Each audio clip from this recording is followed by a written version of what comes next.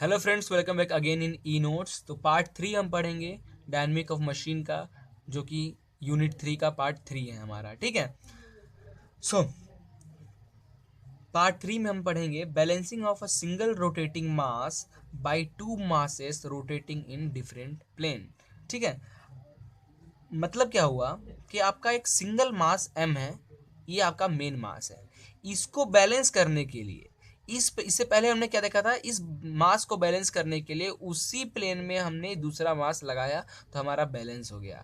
अब हम इस मास को बैलेंस करने के लिए दो अलग अलग प्लेन में हम दो अलग अलग मास लगाएंगे, जिससे हमारा ये मेन मास बैलेंस होगा। ठीक है। तो प्लेन दिखाने के लिए मैंने ये ग्रीन लाइन से आपको ऐसा एक प्लेन बनाया है ताकि आपको अलग अलग प्लेन दिखे। ठीक है। तो आपका जो मेन मास है वो ए प्लेन ए में आपका मेन मास लगा हुआ है। ठीक है। नाउ मेन मास ये आपका एक प्लेन हुआ, ग्रीन लाइन से जो बॉक्स दिख रहा है। इस प्लेन से इस प्लेन तक का डिस्टेंस है L2। इस प्लेन का नाम है M। इस प्लेन पे अपोजिट डायरेक्शन में एक और मास लगा हुआ है M2। और मेन प्लेन से एक और हमने बैलेंसिंग मास कंडक्ट करके रखा है प्लेन L पे, जो कि अपोजिट डायरेक्शन में है एट मास 1। ठीक है। और जो दोनों बैलेंसिंग मास M1 और M2, that is balancing mass, M को जो बैलेंस कर रहा है M1 और M2, तो उन दोनों का डिस्टेंस है हमारा L। ठीक है। This is the point P and this is the point Q, याद रखना। अब देखो, अब इस पॉइंट से हमारा जो मेन मास है उसका रेडियस है, उनका डिस्टेंस है R, radius of rotation that is R। ठीक है। अब आपका जो मेन मास है M1 जो आपका बैलेंसिंग मास है उसका सेंटर से डिस्टेंस है R1, और M2 जो बैलेंसिंग मास है उसका सेंटर से डिस्टेंस है R2। ये तीनों अलग अलग प्लेन में है। ये मास एक प्लेन में है, इनको बैलेंस करने के लिए हम दो अलग अलग प्लेन में दो अलग अलग मास यूज कर रहे हैं। तो यही टॉपिक हमारा balancing of a single rotating mass by two masses rotating in different plane. Two masses rotating in different plane, plane L और प्लेन M। फिगर समझ में आ गया? आगे बढ़े। तो इसमें अपना दो पहला कंडीशन जो बनता है balancing of single rotating mass by the two mass rotating in different, इसमें when the plane of the disturbing mass lie in between the plane of the two balancing मास।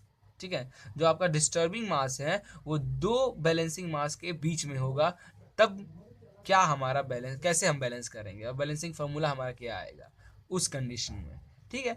इसी में हम एक पार्ट 2 में हम इसी का देखेंगे, when the plane of disturbing mass lies in on one end of the plane of balancing mass। ठीक है। इसमें क्या देखेंगे, हमारा एक साइड में बैलेंसिंग मास लगा हुआ है और दो दो बैलेंसिंग मास के बीच में नहीं, बल्कि दो बैलेंसिंग मास के बाद एक हमारा मास लगा हुआ है एंड पे। ठीक है। ये दो कंडीशन हम देखने वाले हैं यहाँ पे। ठीक है। तो फर्स्ट कंडीशन के लिए हमारा फिगर ये था, जो कि मैं आपको आई थिंक यहाँ पे समझाया तो समझ में आ गया होगा। ओके। तो अब थ्योरेटिकल पार्ट में आते हैं। Consider a disturbing mass M lying in a plane A। ये हमने डिस्टर्बिंग मास किया इन प्लेन A पे, to be balance by two rotating mass M1 and M2 laying in two different plane L and M as shown in figure। M1 और मास M1 और मास M2 दो अलग अलग plane में है। M1 है हमारा L प्लेन में और M2 है हमारा M प्लेन में। ठीक है। Let R R1 and R2 be the radius of rotation of the masses in plane A, L, M respectively। Okay. ठीक है।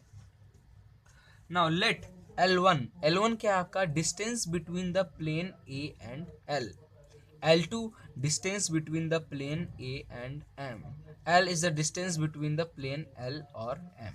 ठीक है। जिसे मैंने आपको बताया था यहाँ पे, distance between the plane A और प्लेन M। ठीक है। That is L2। Distance between the plane A और प्लेन L इज L1, और distance between the plane L and plane M is L।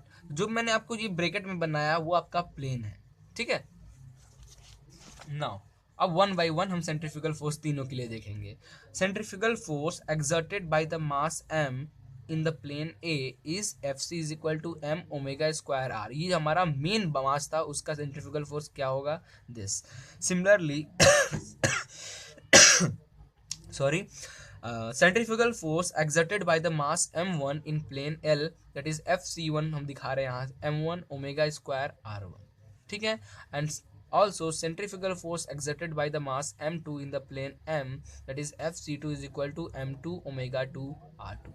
Okay, now since the net force acting on the shaft must be zero, therefore FC is equal to FC1 plus FC2. अब देखो ये equation हमारा जो बना ये कैसे बना, क्योंकि जब आप न्यूमेरिकल लगाओगे तो न्यूमेरिकल आपको किसी प्लेन में ऐसे बना कर दे देगा, मास बोलेगा इक्वेशन निकालो, FC1 FC2 आप तो सब निकाल लोगे। ये फॉर्मूला अगर आप बना लिए, क्योंकि आपको इसमें ये सब वैल्यू पुट करना है, ये बना लिए आप सही, तो आपका बैलेंसिंग सही निकल गया।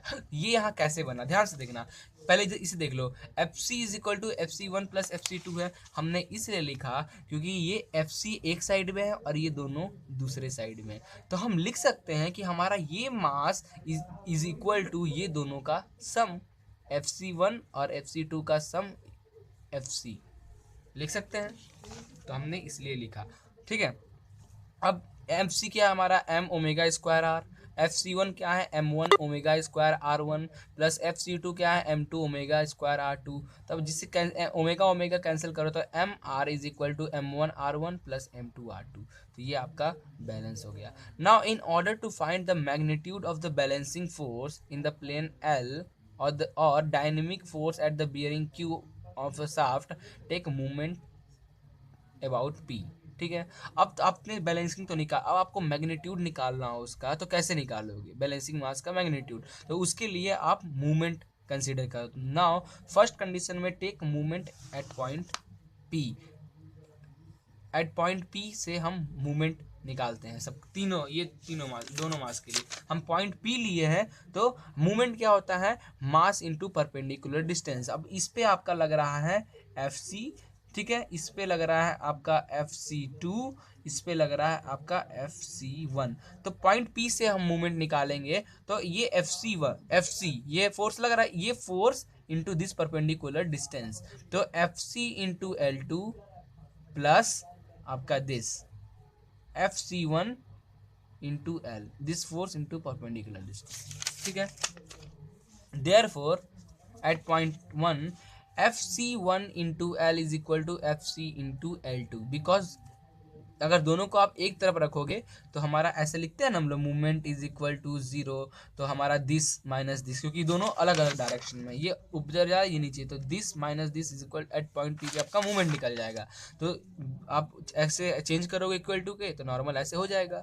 Therefore FC1 m1 omega square r1 into L और FC m omega square r into L2, okay, तो यहाँ पे m1 omega cancel, m1 r1 L is equal to mr L2, therefore m1 r1 is the mr into L2 upon L, तो ये आपका m1 r1 निकल गया, ठीक है। Now similarly take movement about Q, अब ये जो Q पॉइंट है यहाँ से मूवमेंट लो, तो ये फोर्स इंटू परपेंडिकुलर डिस्टेंस और ये फोर्स इंटू ये परपेंडिकुलर डिस्टेंस, तो हो जाएगा ऐसे FC2 into L is equal to FC into L1, तो FC2 that is m2 omega 2 r2 into L, FC is m omega square r और this L1, therefore m2 at r2 is equal to mr into L1 upon L, तो ये आपका उसका magnitude भी निकल गया, ठीक है, balancing force and magnitude both.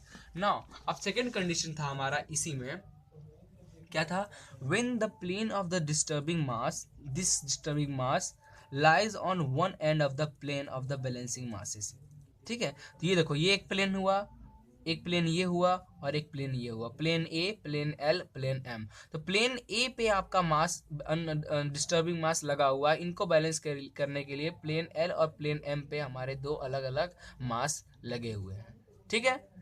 अब देखो, जो मेन मास है उसका सेंटर से रेडियस ऑफ रोटेशन कितना है r, ठीक है। m1 जो मास है उसका सेंटर से r1 और m2 जो मास है उसका सेंटर से r2 रेडियस ऑफ रोटेशन दिया हुआ है। Now same to same, in this case mass m lies in the plane A and the balancing masses lie in the plane L and M as shown in figure. Now FC plus FC2 is equal to FC1, तो main formula मैंने कहा था यही बनाना है।